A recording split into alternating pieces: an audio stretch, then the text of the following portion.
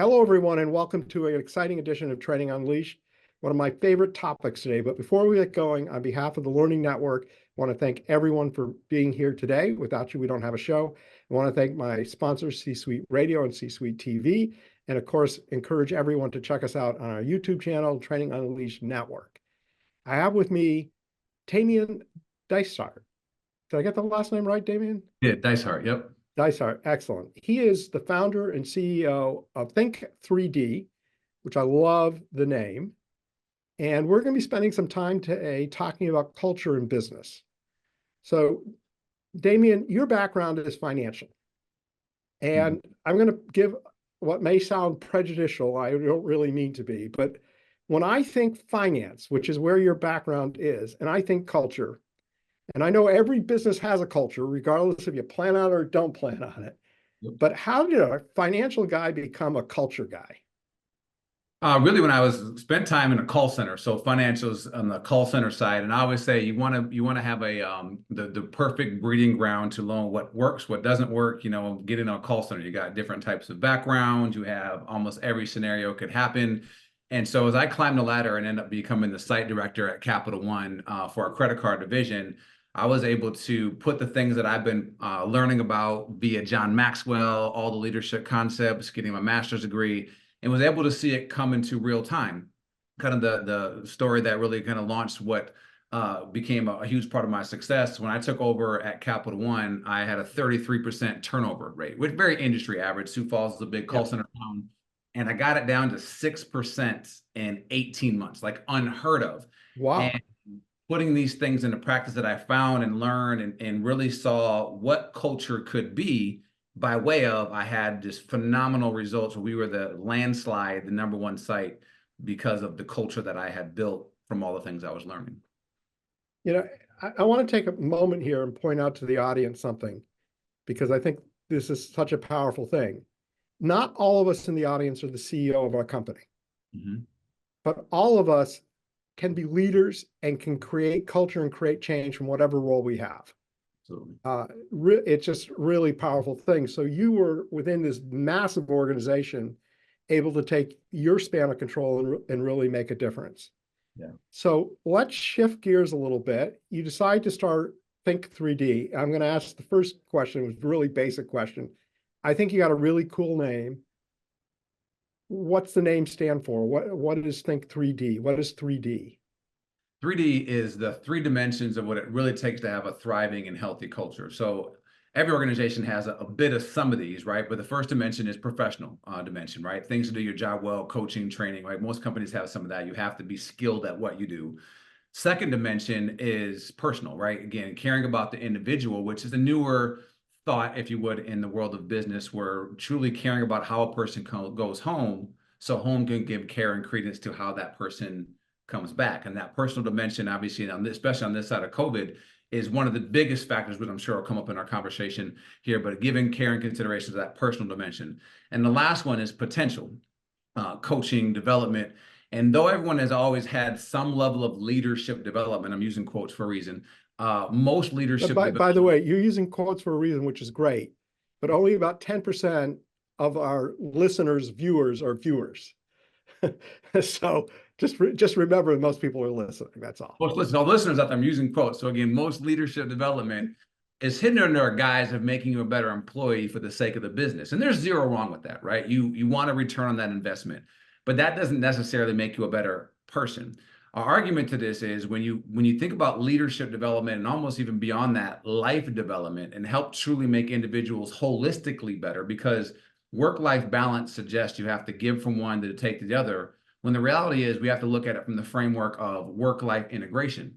If you have a good or bad day at home, it certainly carries over into work. If you have a good or bad day at work, it certainly carries over to home. And so that potential, you have to look beyond of the potential of that individual, of what they can do just for your business. If you put people onto a path of realizing their fullest potential for themselves, by themselves, they will always come back a better employee, a better team, a better boss. And so the 3 dimensions, personal, professional, potential, really helps transform businesses into the 21st century is what Think 3D stands for. I like that. I really do. And I think I don't think every business leader looks at things that way, but I do think that holistic circle approach that you're talking about really makes sense. Let's start at the beginning. I work for a company. I'm just making a statement in general, and I want to kind of understand the culture that I have. Where do I start to recognize the current culture that exists in my organization? How do I determine that?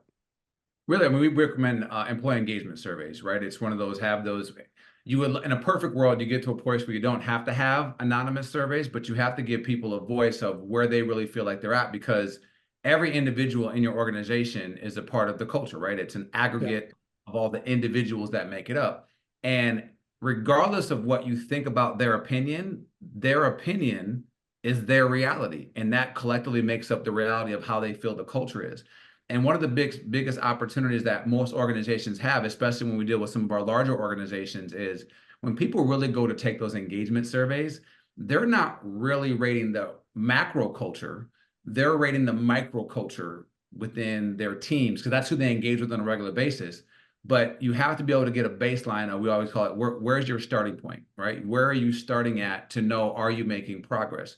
And that's a big starting point for any company. Know where you're at unapologetically, remove your feelings from it. Facts are facts, feelings matter, because that's going to be the determining factor, whether they stay, whether they engage, whether they help you succeed at the next level, et cetera. You have to know your starting point. So employee engagement surveys is a critical factor of improving your culture.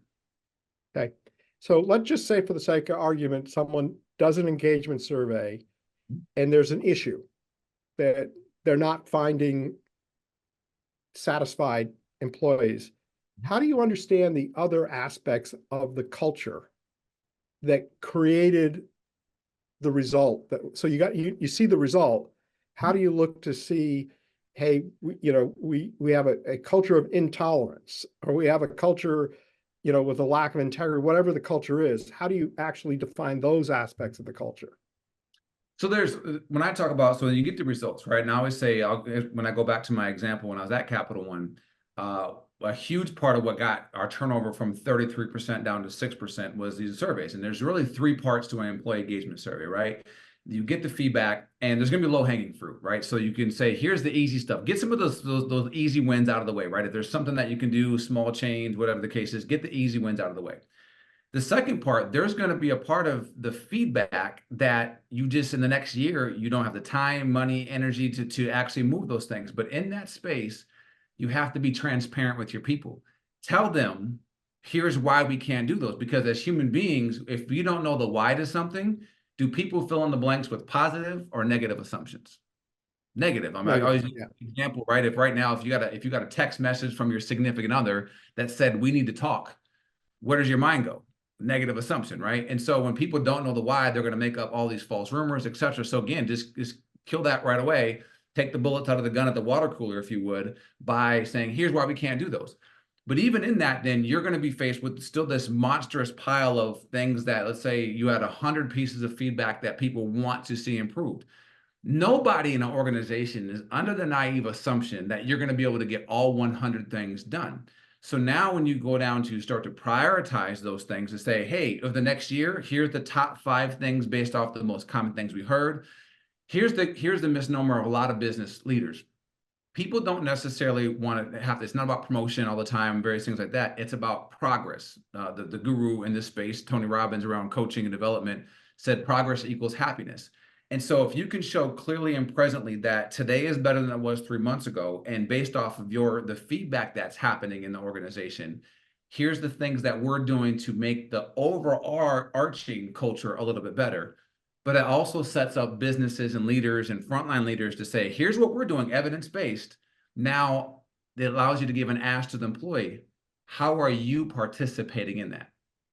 Again, the culture is an aggregate of everybody that makes it up. So you need everybody in the boat from the top to the bottom participating to make it better, because that's the holistic, not just making the organization better. This is going to be the baseline of having a best life possible for the individual.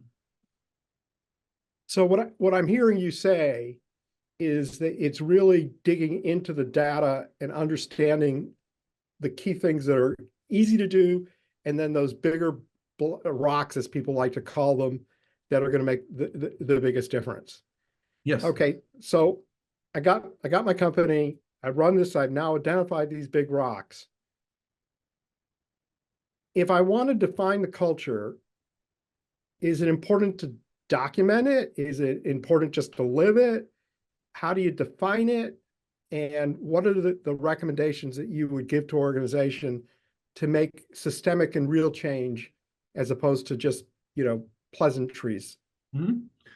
Documentation is king. I mean, I cannot stress that enough. Documentation is king. Give you a quick example. A lot of times people say like leading people is like adult babysitting, right? So for a moment, imagine for those with kids can recognize this, right? Come January 5th, as a parent, what benefit are you getting from what you bought your kids at Christmas time? Right? That was last year, mom and dad. It was like years ago, right?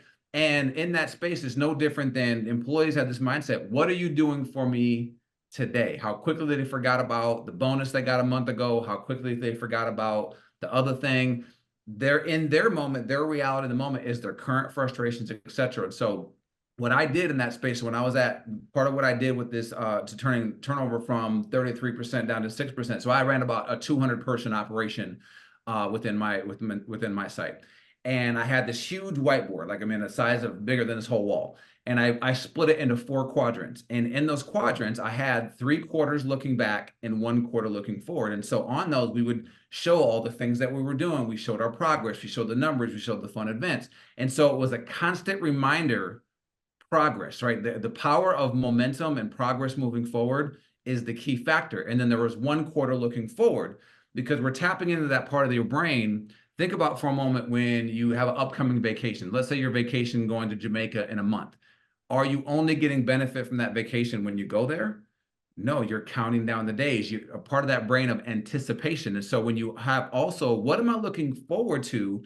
You're saying out loud in your commitment as an organization, here's the evidence of what we've done. We heard you, we're listening, we're making progress, and here's what we're doing going forward. And so a lot of the first barriers that a lot of organizations do when they do these engagement surveys is getting just enough participation.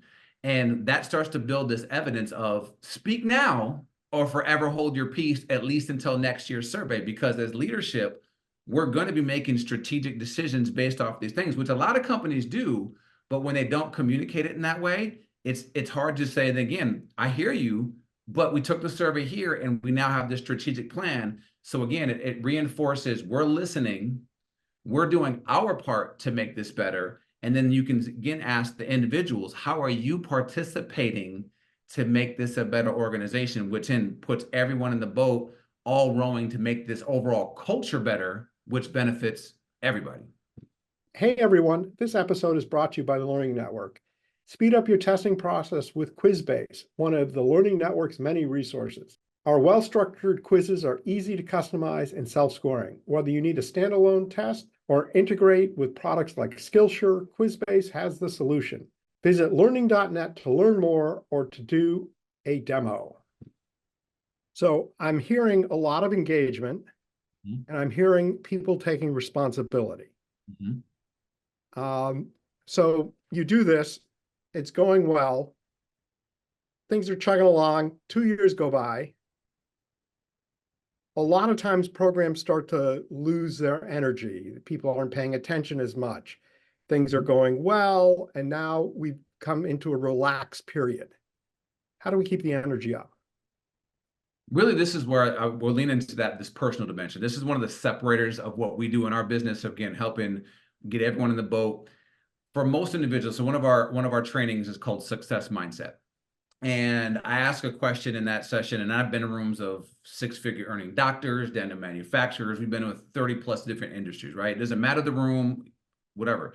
I ask a question. How many of you have a personal or custom definition of what success means to you? Personal or custom definition of what success is to you. 90 to 95% of people don't have a personal or custom definition of what success means to them. So then by the result of that, right, if you don't know what success is to you, first question, will you ever be successful? And the answer is no, you can't hit a destination that's not defined. So then by default, number 2, people then default to the world says success is money, power, fame, but yet we're not naive by itself to think that's really it. The best definition of success I've ever heard is a worthy ideal pursued persistently with courage. So if you get individuals to start to say, what is your worthy ideal, right? In that space, this is my worthy ideal. And then are you pursuing it persistently with courage? The core of this, and we're very adamant in this is one of the things where we help organizations transform, because we get the individuals involved to a degree that they never have before in their life. I go in there very clearly with CEOs in the room. I said, I want you to engage in this session very selfishly. Don't do this for company X, do this for yourself. Because if you want to have your best life possible, it will not, very clearly, will not happen independent of an ideal workplace culture. Ideal is not perfect. Ideal is progress. And so part of that worthy ideal, that grand idea of where you're going, what you want for your life, because the average working professional spends between 50 and 75% of their waking hours at work, going to work, thinking about work, decompressing from work, etc., it really draws to the forefront. There is no other bucket in your life that has that significant of an impact to the rest of your life that work does. So now you're getting individuals engaged at a different level and participating differently. And so back to that worthy ideal, how you avoid people being stagnant is, again, what is that next thing? One of the huge retention tools, I would call it that way, for employees is when people start to think about, it's not just promotion, it's, am I getting better in my life holistically? And they start to see that part of it. There's no endpoint to that. And they recognize, if I work for a company that is investing into us and our culture like this, that gives me a baseline to truly go home healthier, happier, to love why I work, to love the rest of my life versus just living for the weekend. So first off, connect greatly with what you're saying. And I think personal goals are so incredibly important. And I agree with you, most people don't have them. And I think the reason a lot of people don't have them is they're afraid to fail. You can't fail if you don't have a goal. You can't win if you don't have a goal. Yep. Frustrating. Let's go back to the beginning, to your Capital One experience.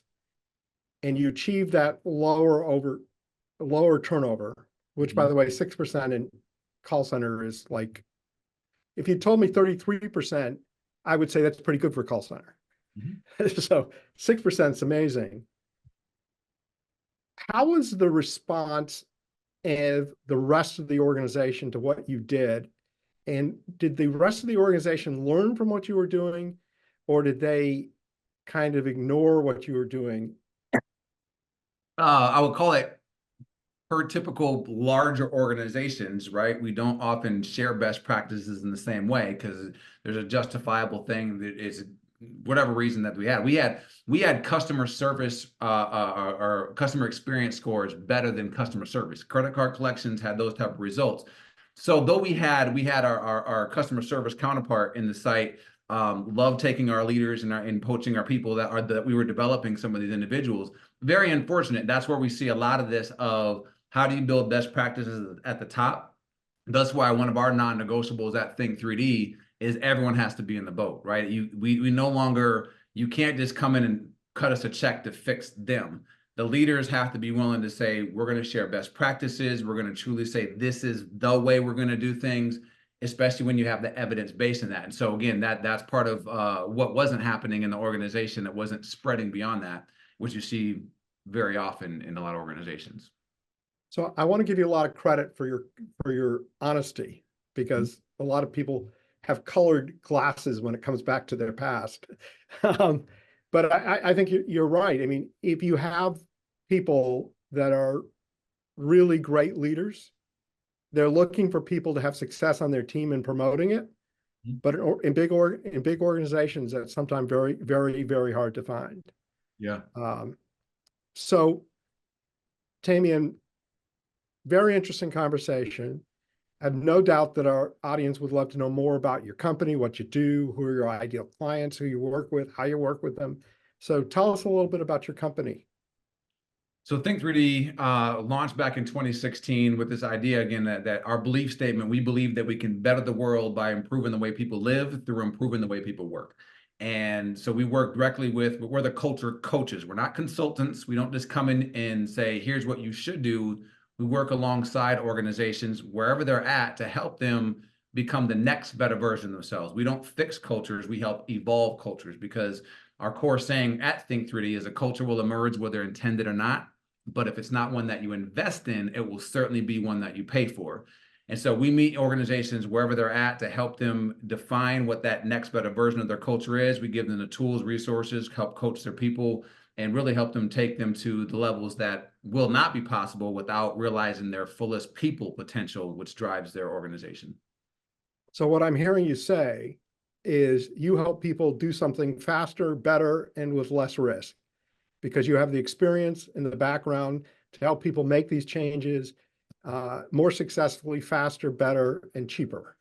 Not cheaper because you're cheap, but cheaper because your experience will make it less expensive for someone. Absolutely. Okay, cool. How do people reach you? Let'sthinkthree.com is the website, or you can find me on, again, I have a unique name, Tamien, Tamien Dysart, Dysart. You'll find me on all LinkedIn, those type of socials as well. And your URL again, one more time. Let's, L-E-T-S, think, T-H-I-N-K, the number 3, letter D.com. It's good. It's good URL. Very good URL. Yeah. Of course, if you go to trainingunleashed.net and you look at the show notes, you're going to be able to easily find how to connect with Tamien. Or if you go to YouTube TV, or you go, for that matter, YouTube, excuse me, not YouTube TV, YouTube and our channel, Training Unleashed Network, or you go to the C-Suite TV, you can find out all this information. Tamien, we always end our show with one tip. If you had one tip to share, what would that one tip be? One tip I would share, and it's the biggest opportunity in every single organization, is how are you maximizing or tapping into your people potential?